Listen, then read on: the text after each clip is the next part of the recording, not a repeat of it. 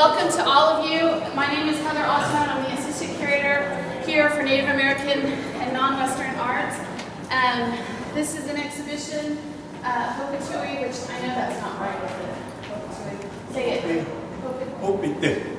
Yeah, I'm not ever going to be able to say that. So it's great that, yes. And this exhibition is a presentation of materials from our permanent collections. There's quite a few collections that are included, largely the James T. Violette, and but also works that were gifted by President and Mrs. Boren from the Atkins collection, the Fleischaker collection, the Meters collection. And when I was hired in January, I was told this show was going to happen.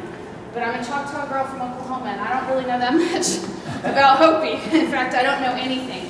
And as we were working on the Bialek exhibition last year, I had several conversations with Neil, with Delbridge Honani, and they used to be part of a group, they still are a part of a group called Artistry that was organized in the 1970s. And I'm checking because he's my fact checker right now. He knows all the truth of it. So, and they believed that there was value in Hopi philosophy and beliefs that might serve beyond just their Hopi community. And this was a group that I had learned about as a student of Native art history. And visiting with them on the phone, I was like, oh my gosh, these people are really amazing, and they're so very eloquent in their knowledge and their capacity to express things. And so I asked them if they would host me for a week. And I went to Hopi and spent days with them, literally just recording their conversations on a tape player. Our traditions are that we should give something. If someone gives something to you, they were giving me knowledge, so I gave them lots and lots of food and coffee. And so, and then came back and really tried to represent their conversation with me as honestly as possible through the essay that is in the collection, the exhibition catalog. That catalog is available at the museum shop, and that's a word from our sponsor. We'd really appreciate any patronage you'd like to give that shop. Mr. David gave a tour yesterday to some of our art history students, and in the close of that, there was some things that the students, he's so knowledgeable about Hopi culture that for those of us from the outside who have like baby knowledge, and I'm just going to qualify my knowledge about Hopi like that it's like baby knowledge. Yes, I know what a kachina kind of looks like. I don't know what it should look like, but I might recognize it's a carving. Things like that. And I asked Neil if I might just give you a very brief introduction, not of him, but of the exhibition. So this exhibition is, like I said, from our permanent collections. This exhibition explores 6 Hopi kachina. Now, there are only Hopi kachina. There are Zuni. The Zuni community also practices kachina culture, but the Hopi have a pantheon between 250 and 300 kachina spirits. And the kachinas are spiritual beings that live in the local space where the Hopi migrated into.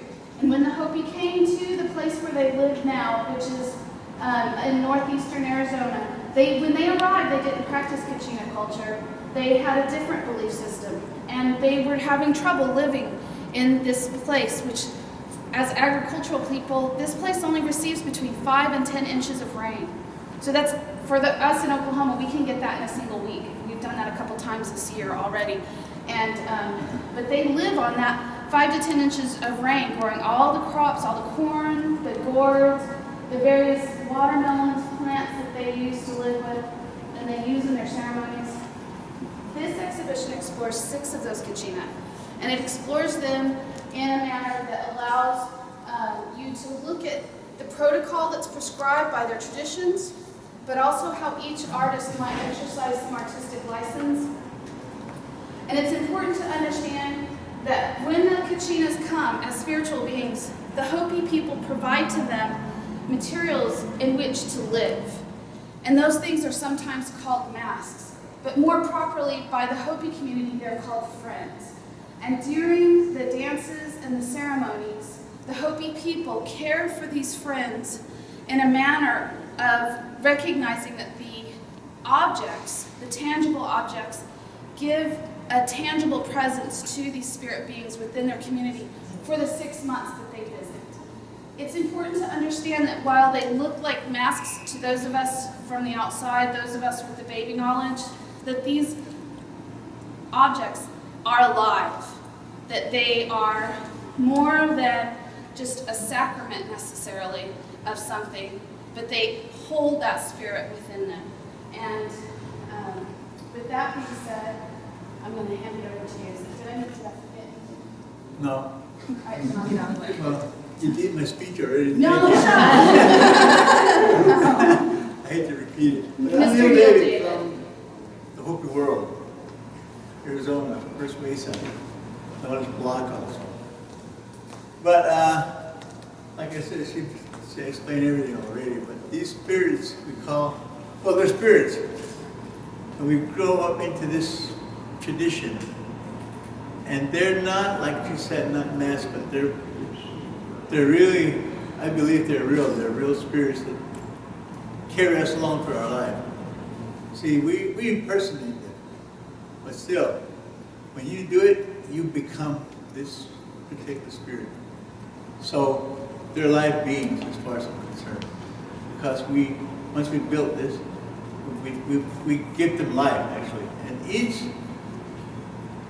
one has a name, but the owner will name them, and so it's as far as I'm concerned, they're beings, they're live beings, and we believe in these spirits which have carried us through our lives. We live, and we believe they bring us all the elements, the rain especially, to have us grow our crops and survive. We've survived this part so far. And they were good because we never had any earthquakes, floods, tornadoes, and all this stuff up there, So, we never were pushed down. I believe we migrated there to the right place, The only little problem we have is the drought thing, but these spirits will bring the rain. So, I'm here, I survived this. So I'm living proof of it, actually. So to speak. And I practice, and this is my life. Same in my work. My work is all this that you see here. There's some of my work here also, and this is how I survive. This is my income actually. And that's what it became after a while, because these spirits were supposed to be discreetly made as gift givings, because these spirits are the ones that are supposed to bring these things. But once we start making income off them, everybody started, we were supposed to only build these carvings in the kivas, the ceremony chambers. But now that they become, kind of commercial for us income stuff, we start carving them at home. So we kind of went over this law that we're not supposed to carve at home thing. Being that they're our income, so we see abundance of it all over, and they become collector's items. So, with that, I'm involved in the whole thing. It's the same, and that's my work. That's all I do: paint and carve, and it has garnered a good following. So, I just saw a collection that was here that I didn't know of last night, and it's good to see my work, after so many years. There's some I don't remember doing, When I go to shows like this or places like this, there's people that have my work will tell me, they've got a piece of my work, or they'll come show me. And I've seen some work that I did several years ago, many years ago. So, Old friend. well, I guess we're going to go see the... I have a question. Yes, ma'am.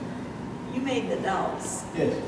Now, the dolls have some headbands and things like that. Uh-huh.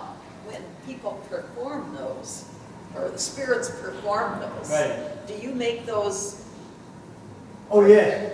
It's a responsibility of the person, no matter what's going to dance.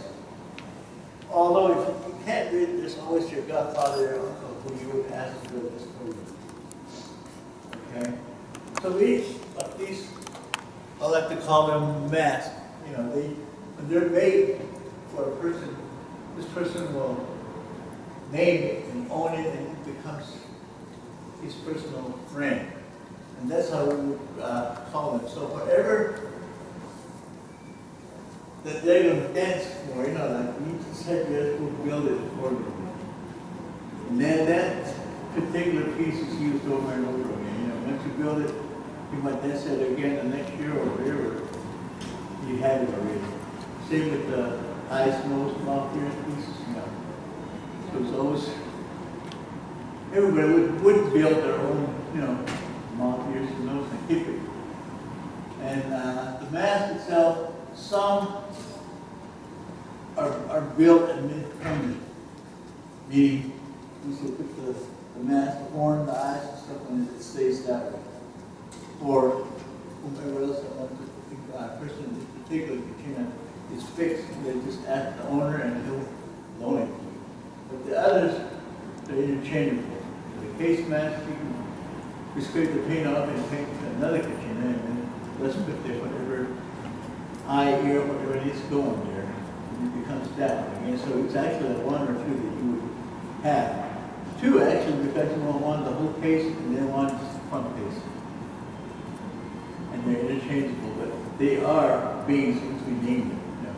But this we kind of grow up into this into the carvings, because there are ceremonies that require making figures like this. First one is in February when the Kachinas come, you know, when the Kachinas come for the first time, starting the cycle, they come with gifts. Girls, you know, get the dolls, boys get rattles, moccasins and stuff. And that flat piece over there is the first doll that a newborn will get. A daughter, a girl. Girls will receive the flat doll, and then they graduate into this here. And then the boys will get the rattle, lightning stick, and the moccasins. And when they leave, at the end of the cycle, they leave with gift givings also. And of course, the dolls, rattles, lightning sticks, bows and arrows. So all this, when they come, see this one, they were supposed to be discreetly made so that nobody else really knows that, except for the Kachinas brought this for them. But like this one, they became commercial, you know, they got, you know, more detail, like the million doll. That actually was made just to sell, because of that particular doll probably will generate $2,000-3,000. And it depends on who's making it. And this person that made that one is, you know, he's very good with the realistic looking cape work and stuff. All of these different Kachinas are pronouns. Yes. But they're all different. Is this how they appear, each of the individual artists that made them? Is this how they perceive that they would look like? Well, this is exactly what they look like, but see, there's one here, with three of them here with the two triangles, and the other one there with only one triangle in the face. This, and then the one with the eyes in it also. See, this was from the second Mesa program with the two triangles. And the one over on the outside, the one only is the one I did, and that's from Palaka, the first Mesa one. With just the one. And then, see, that one's minus the little yarn headband. See, these two have the red and green thing on the head. But they have the same function. I'm sorry, I didn't hear that. They have the same, you know, they come for the same purpose, but in Palaka, she comes only in the time they're having the initiations of the old kids who come of age at like 10, 12 years old, where they get initiated into the Kachina cult. There in Palaka, they get flogged with yakashus severely. You know, force classes. There's two other Kachinas that follow her when they come, and it's severe. So it's like they're not supposed to talk what they saw in the kiva where they were initiated. So that's the only time now that this particular figure will come there. But dressed just like this, except they have the different, the two triangles rather than just the one. And that's a particular cape over there is real that she wears. It's heavy, hand woven.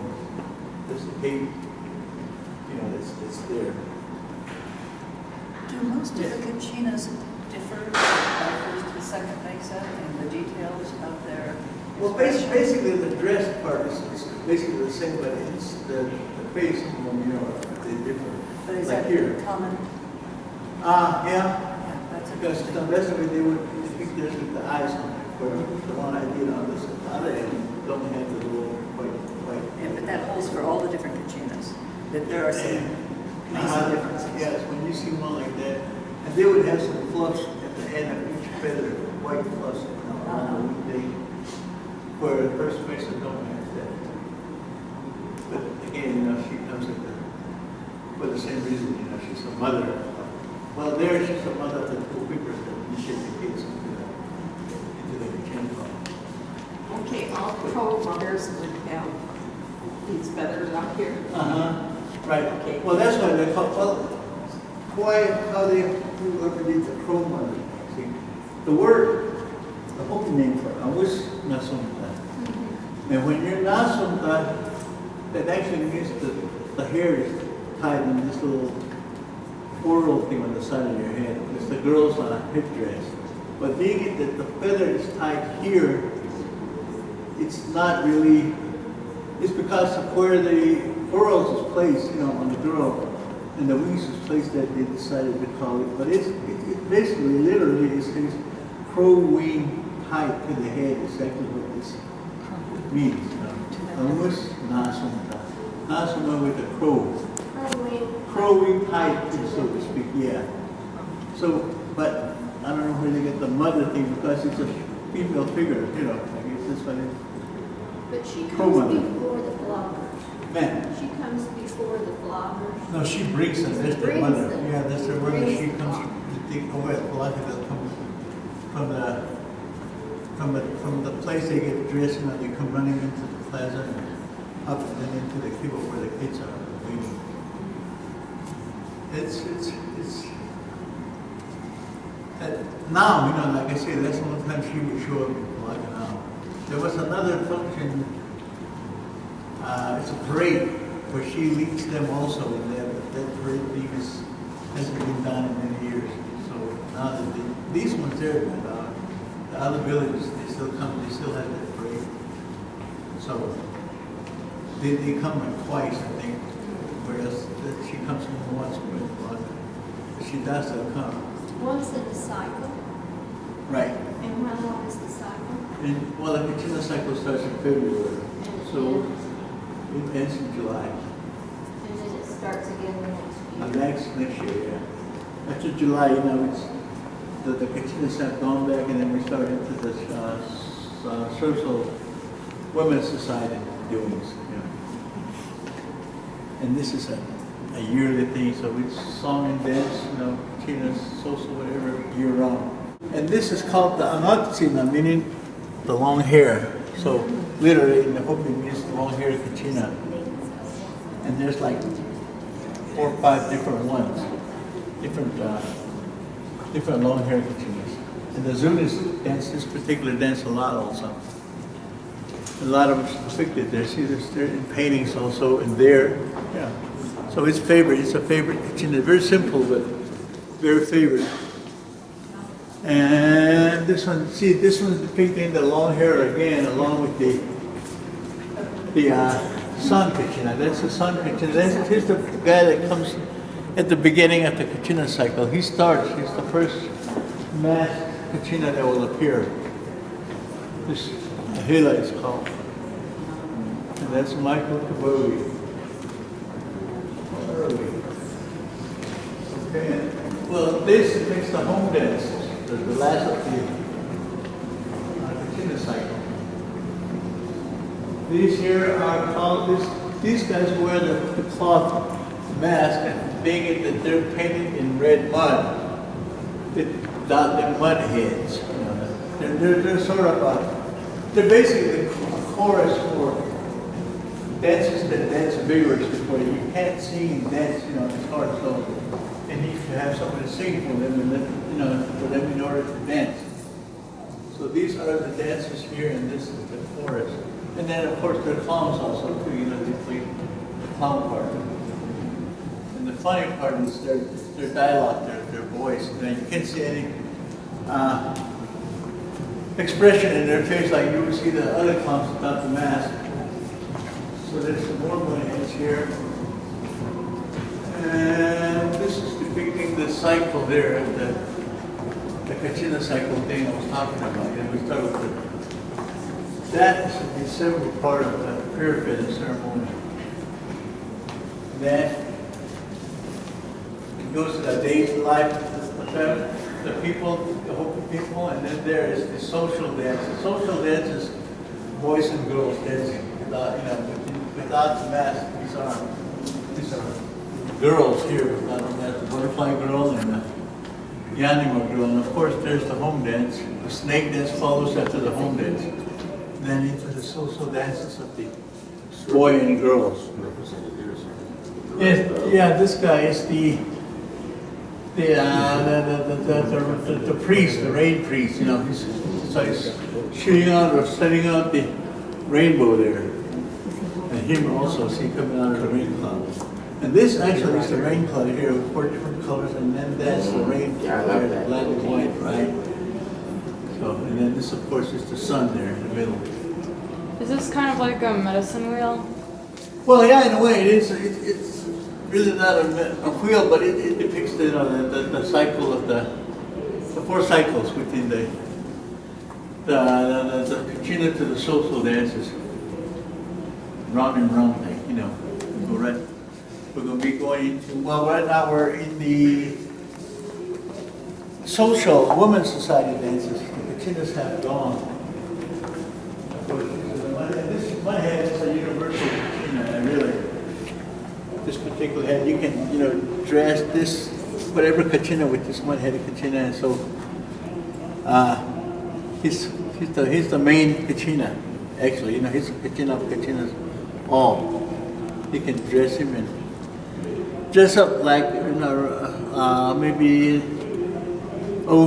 it's just one of those Kachinas over there with the mudhead face, and you know, he's that. And that's the night ceremony with the painting. This here is our ogre part. We have this right at the beginning of the Kachina cycle. After the flogging, the initiation into the, you know, of age kids. These will come during that period. And these are the, well, they look scary, you know. They've got the knives, swords, saws, big eyes, big teeth. These are the beings that will scare all the kids straight, so to speak. You don't behave, they'll call this on you and make you do what you don't want to do at home, you know. But there's a lot of this age are like that also. They need this here. They need reprimanding, you know. So, but it's a ceremony that everybody pays these people when they come. It's like you're buying your life back for the year from these people, you know. They would come and scare you straight, and then you could pay them back so they don't. We tell them if you don't behave, they're gonna pick you, and, you know, with the big mouth, they're gonna eat you up, cut you up, cook you, whatever. So they're very intimidating, you know, and then you pay back again your life. So, you know, this 1 year you bought your life back again. They'll come every year. So they're, you know, even though you know what they are, you know, they're scary. Of course, you know, they'll still scare you. Are you saying the adults buy their life back? Everybody. Everybody. Yeah, see, the little kids get come like that because they don't behave at home, you know. Right. They're scared straight, but the family also well. Everybody gets some food stuff so they can buy themselves. That's what I said. There's a lot of adults that need reprimanding also. So is there one individual that is chosen to be the ogre Kachina? No. Well, there are some like those ones over there. The one over there is facing the lady in a white shirt. He's kind of like, he'll come in a parade alone. But these ones over here will come in a group, in a family like. See that one there with the big hair and all, that's the grandma of the family. And then this particular figure here is the father figure. And then there's 3 or 4 of those ones on the side that are the brothers, the sons. And there's no depiction of the gophers, so to speak. They're dressed like they've got goat skin, like they're dressed like cavemen. You know, they've got this fur thing, and their faces are rainbow color. But they're supposed to be the fertility type part of the ogre thing. They're the ones that run. You know, if they want to go find one of the kids that have run off or whatever, they'll go chase them and bring them back. You know, they have ropes and everything that they pull them back with. But being at their fertility, they'll go after young girls like this also in a crowd. You know, so you know that way they're scary also. I have another question. Okay. This person in the middle, Okay. is he the same person every year, every one of them? Oh no, huh? No, How no. is he chosen? Or does he just Well, pretend to be this? The guys up, you know, I want to do this, you know, they'll ask if it's going to happen. I'm going to, in the parade, actually, because there's one that will come in the parade. And it's up to the guy if he wants to impersonate that, fine. But those ones, they come when the ceremony, they'll bring the friends. See, these are permanent, they're made permanent like that, so they're housed in one place. And they'll bring them in the kiva, set them down, and then the guys that want to impersonate them will walk up to them and welcome them with cornmeal and then take it so that he becomes that, and he'll dress that and play that part, you know, for the ceremony. So they're really not chosen, you know. But if you want to do it the next few years, you pick it up again and do it, you know. So are they paid in food? And Oh, yes. in what? When we have this ceremony, they go throughout the villages, you know, scare everybody straight and getting all this food.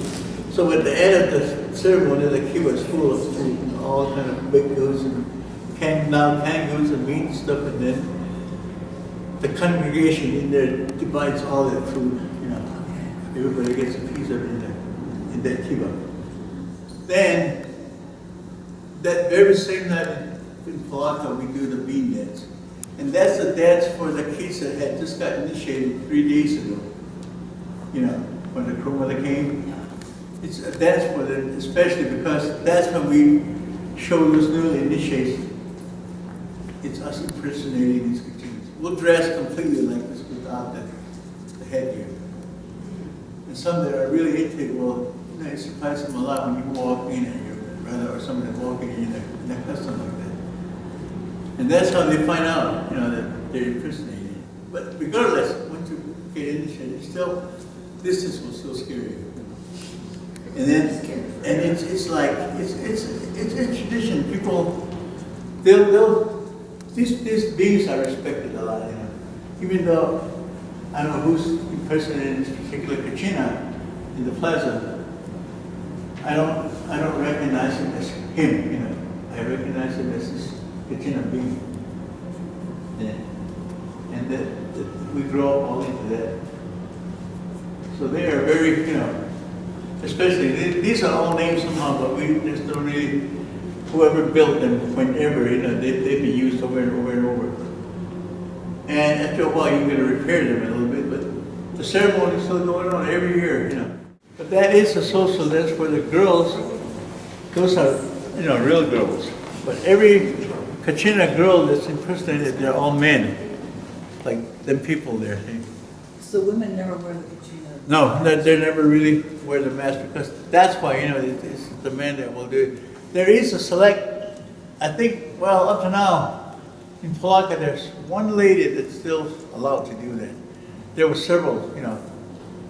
But in maybe second mesa somewhere, there still might be several of them that are still allowed to do that, putting on the mask. But with that, you know, it's always the male will impersonate the woman in a mask, kind of thing.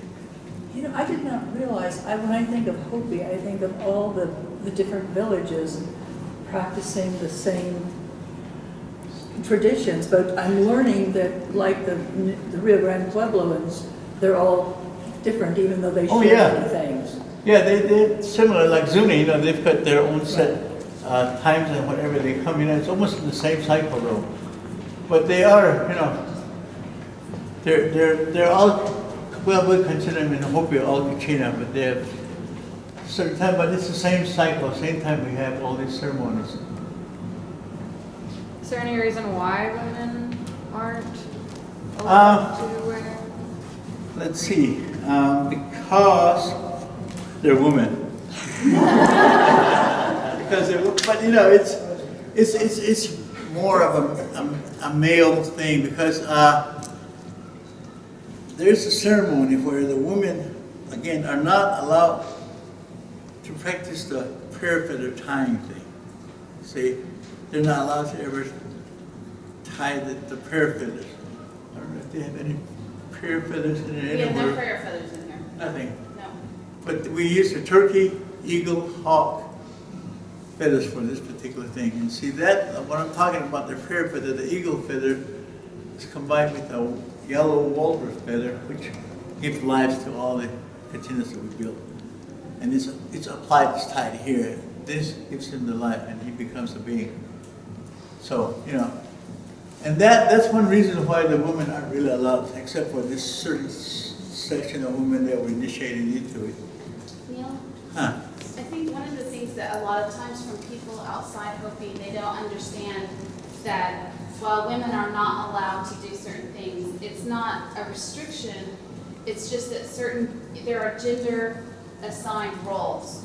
And women have great power within the home in a way that is not necessarily replicated from a Western sense.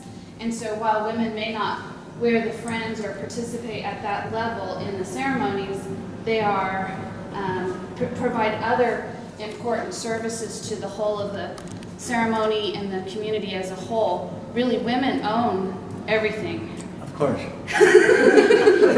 And that's not common to other people. So I just wanted to make sure that that's one of, you know, some people don't understand that women are very much in control. And so lending that, you know, men having control in the ceremonies is part of the balance that exists between the genders rather than like it's not like because the male dominate everything. Is that truly matriarchal then, in the sense of ownership? Everything is through the mother, the ownership, right, Neil? Right. Yes. So you have to leave your wife's home. You can't take her to your home, actually. This way she's got, you know, all the access to kick you out and take her. Whereas the other way, you know, she will, you know, if she kicks you out of your house, she owns everything over there, you know, so you have to stay within your wife's property, really. So it's, as long as you behave and you're mindful, they won't kick you out. And a good father, well, this is this ceremony.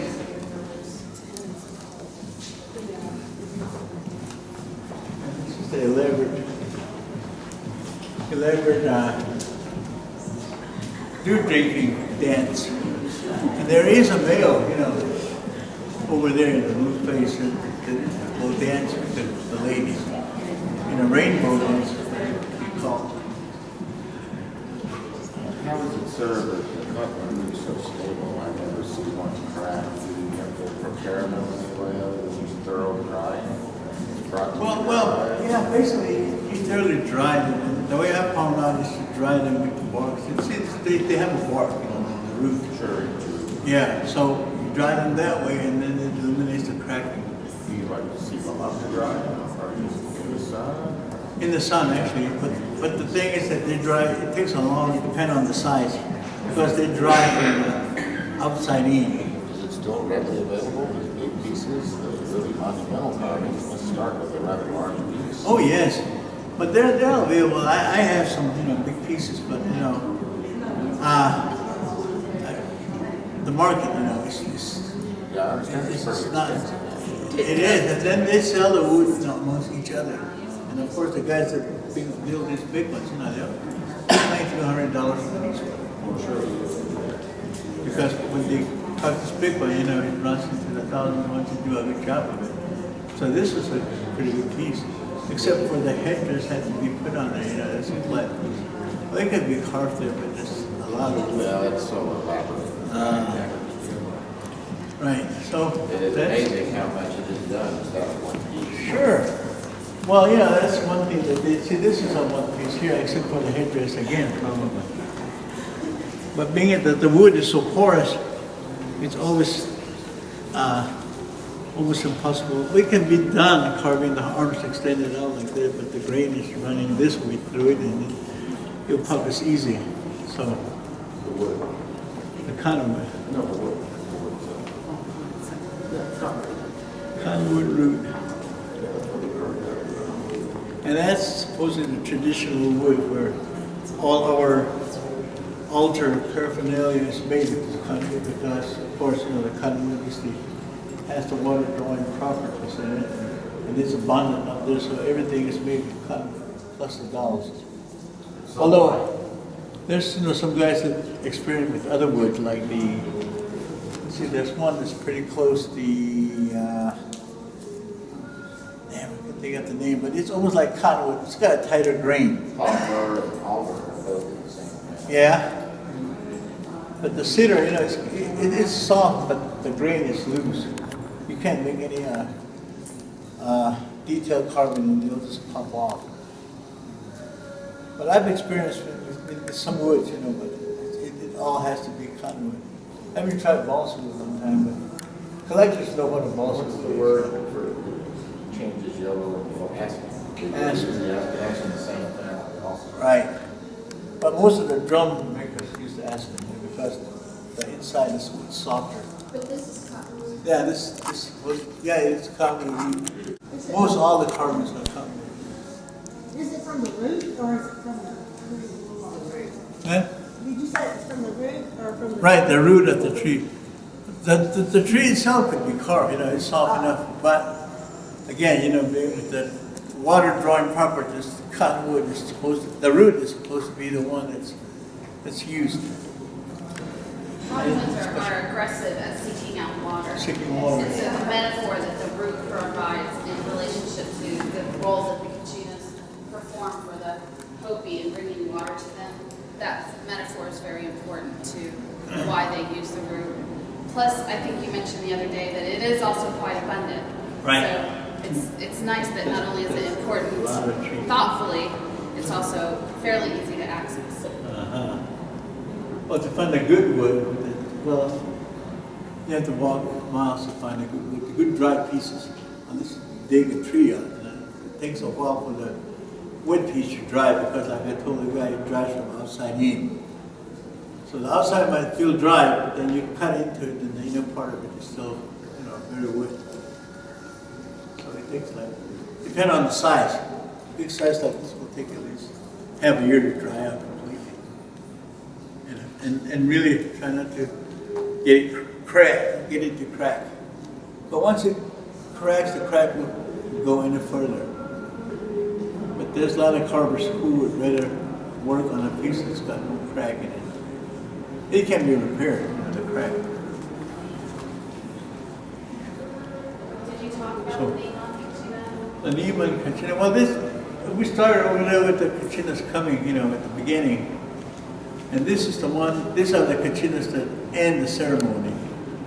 So they're called Niman Kachina. Niman means going home.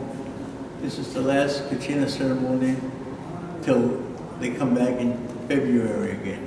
So they leave with all the gift giving, like the others will come with gifts also. And these also leave with the dolls, bow and arrows, rattles, to the kids, and then they depart till January again, when we start the cycle over again. When do they depart?